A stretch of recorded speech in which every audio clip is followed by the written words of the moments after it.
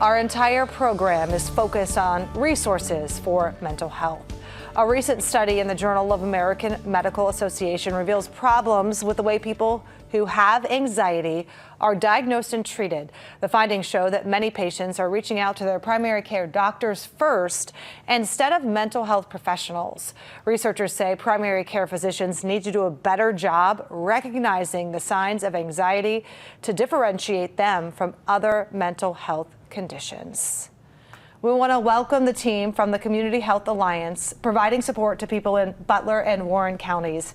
Joining us is Rebecca Dickerscheid, the Executive Director of Sojourner Recovery Services. Rebecca, thanks for joining us. Thanks for having me. For someone watching, describe what your organization does and who you help. Sure. So Community Health Alliance is our parent company, and then we have two sister agencies, Sojourner Recovery Services and Transitional Living.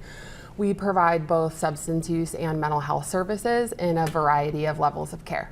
And what does the public out in those two counties need to know about the resources that they can find when they come to you? I think for us, what we want to make sure people know is that we are going to treat you as an individual for what level of care you really need. So we range from residential treatment to outpatient. We treat gambling disorder, and we also have a 988 center. We are one of Ohio's 19 centers, and so we answer those calls every day. Oh yes, we talked about that important phone number.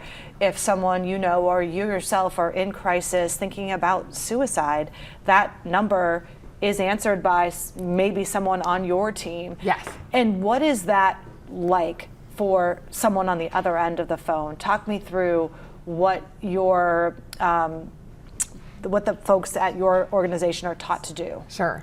So we have trained professionals that receive truly extensive training to be able to answer whatever that call is. So those can really range from very small situations, kind of everyday occurrences, to really big emergencies like suicide. And so what we really want people to know is that they can call for anything that they need really every day.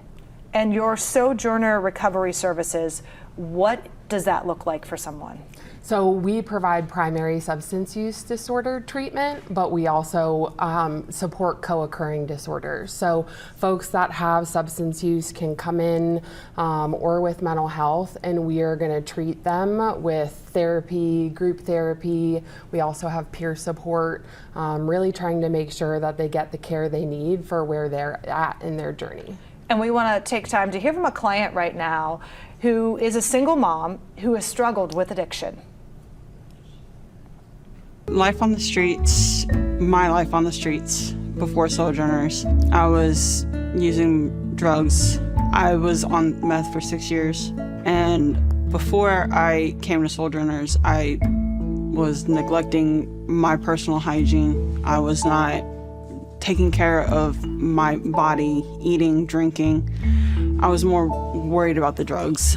And when I came into Sojourners, it was totally different. My biggest fear was losing my child, another child.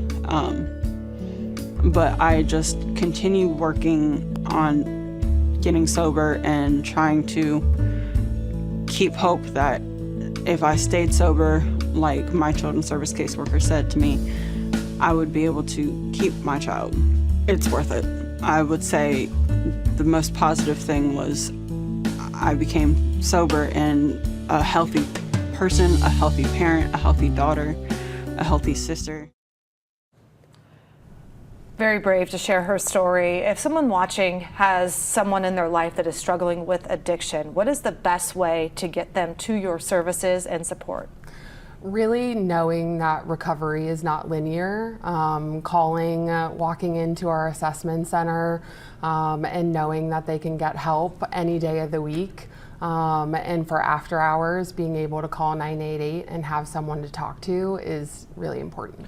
And is there ongoing support? Someone comes to you, they get treatment, and then they continue their life, but maybe there's something that is impacting them. Do you continue to see that person after they leave treatment? We have an aftercare program, so they are able to return and receive treatment anytime that they're struggling. If it really comes to a severity level, they may come back through services and engage in a higher level of care. All right, Rebecca, thank you so much for joining us to talk about this very important topic.